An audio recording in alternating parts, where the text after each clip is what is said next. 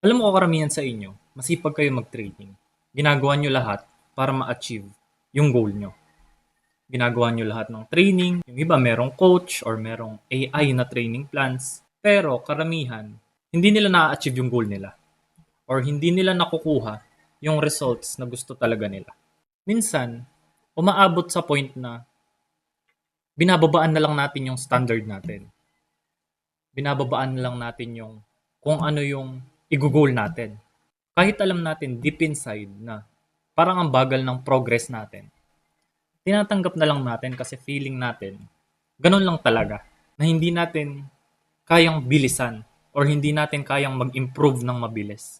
Pero hindi ko sinasabing merong shortcut. Hindi ko sinasabi na meron tayong secret na pwedeng gawin para ma-achieve kaagad yung goals natin. Hindi yun ganun. Sa video na to, gusto kong i-explain, hindi secret, hindi shortcut. Gusto kong i-explain yung better or more efficient way ng pagtitraining. So, this video will be about how to prepare for any race. Mapa 5K man yan, 10K, half marathon, or even full marathon. Mapa beginner ka man, or hindi. So magsisimula tayo dito sa isang quote ni Renato Canova. He said, "One thing is sure. If you want to run fast in competition, you must run fast in training. The problem is when and how, not if."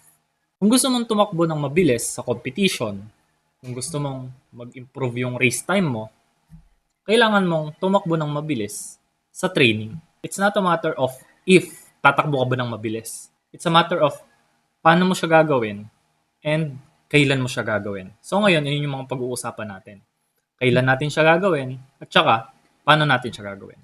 Ipapakita ko ngayon yung comparison kung paano ba mag-training yung karamihan sa mga tao compared sa mga mabibilis na runners. Karamihan sa mga runners na nagtitraining ngayon, kung meron man silang goal na race, nagsisimula sila sa easy run, so maraming aerobic volume kasi nabasa nila, napanood nila na kailangan muna nilang mag-build ng aerobic base. So walang mali doon. Yung problema is after nilang mag-build ng base, nagmo-move on na kaagad sila sa mga race-specific workouts. Kinukuha kaagad nila yung target pace nila, tinatakbo lagi nila kung ano yung feeling ng nandun sa race. Kaya yung fitness nila, hindi siya tuloy-tuloy na nag-improve. Umaabot sa point na umaangat siya, tapos kapag na-burnout sila, kapag na-injury sila, hindi na nila nakukuha yung adaptation na kailangan ng katawan nila. Kasi binigla nila from easy run, bigla silang nag-race specific workouts. Hindi nila ginawa yung process na kailangan ng katawan mo para makuha yung adaptation na kailangan niya, para ma-absorb niya yung training. So ito yung graph ng kung paano mag-improve yung mga mabibilis na runner. Magsisimula sila sa easy run, tapos meron silang steps na sinusunod bago sila mag-move on dun sa race-specific training. So paano ba nila ginagawa yon?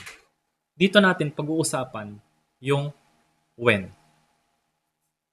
Kailan ba siya ginagawa? So kapag nag-sign up ka sa race, meron ka pang ilang weeks or ilang months before yung race na yon para mag-prepare. Pero yung iba naman is medyo malapit na. Let's say meron ka na lang 10 weeks dun sa race na yon. Magsisimula ka muna sa general phase. Dito sa general phase, dito ka magbibuild ng aerobic capacity.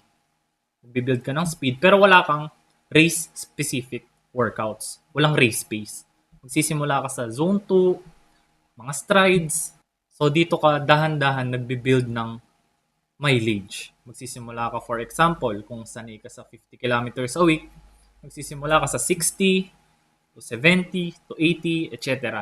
Tapos, after ng 4 weeks na yon, tsaka ka muna mag-move sa special phase. Hindi ka muna magfo-focus sa race pace mo. Ano ba yung purpose ng special phase na to? Yung purpose nito is para ma-prepare yung katawan mo na ma-handle or ma-recover yung gagawin mong race-specific training. So ito, yung gagawin natin dito sa special phase is i-approach natin yung race pace from both directions. Faster than race pace at saka slower than race pace. So mamaya pag-uusapan natin kung ano yung mga workouts na ginagawa para magawa yon. So in short, sa special phase, sasanayin natin yung katawan natin na tumakbo ng mahaba ng mas mabagal dun sa race pace natin. at saka tumakbo ng mas mabilis pero maikli dun sa target race pace natin.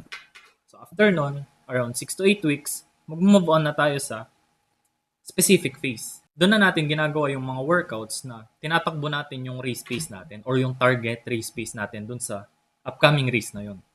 Ano ba yung mga kailangan natin gawin na workouts? Dito sa tatlong phase na sinabi natin, which is yung general phase, special phase, at saka yung specific phase. Doon tayo mag-move on sa how.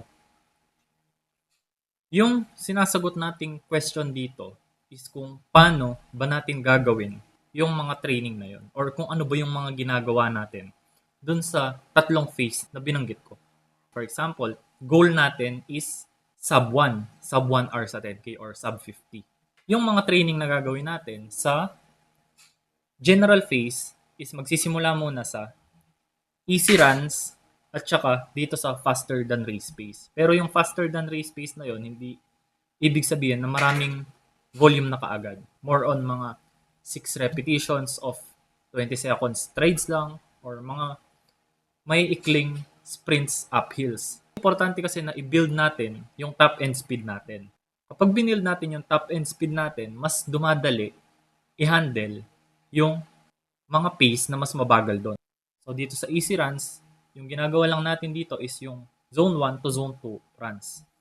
Dito sa steady run, yung mga ginagawa nating training dito is for example 45 to 90 minutes steady run or long run with steady finish or marathon effort progression run.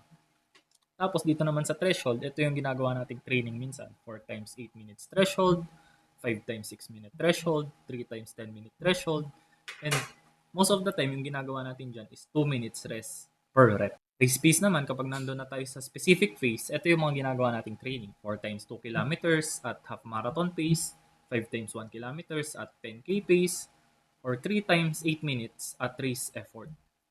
Tapos yung mga faster than race pace na ginagawa natin is 10 times 200 meters fast, 8 times 30 seconds hill sprints, or 6 times 400 meters fast. Pero 80% pa rin ito is zone 2. Hindi natin pwedeng i-disregard yung easy pace kasi ayun yung pinaka-foundation ng lahat. Yung pinaka-mistake ng mga recreational runners is nagsisimula sila sa easy pace tapos bigla silang tatalon kaagad sa race pace. Hindi nila pinagdadaanan yung special phase or hindi nila ginagawa yung mga workouts katulad ng threshold, steady runs, hindi nila ginagawa yung mga yon. So, yung nangyayari, dahil galing sila sa easy runs, kapag ginawa nila yung mga race-specific efforts or yung mga race-specific workouts, hindi na-handle ng katawan nila yon. Kahit nasusurvive nila yung training na yon, hindi siya na-absorb ng katawan nila kasi hindi nila nare-recover yon. Hindi nila na-prepare yung katawan nila para sa ganong effort. So, yung nangyayari, nakikita nila for a few weeks na nag-i-improve yung fitness nila. Pero dahil hindi na re-recover or hindi na-absorb ng katawan nila yon, hindi sila nag-i-improve.